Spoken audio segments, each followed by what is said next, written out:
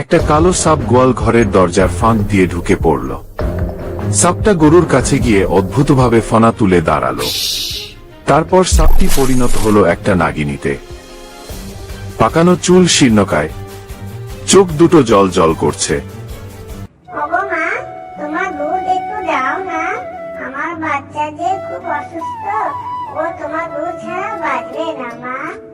নাগিনী বিটবিট করে একটা মন্ত্র বলল এবং গরুটা স্থির হয়ে দাঁড়িয়ে রইল। সুন্দর ভয়ে কাঁপতে কাঁপতে সাহস করে দেখতে লাগল।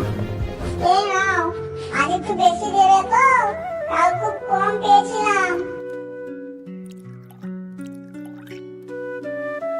ধন্যবাদ। তোমার দুধ না পেলে আমার বাচ্চা বাঁচবে না। পেটের জ্বালা যে কি, সেটা মা হলেই বোঝা যায়। সুন্দর এই অদ্ভুত দৃশ্য দেখে প্রথমে ভয়ে কাঠ হয়ে গেল।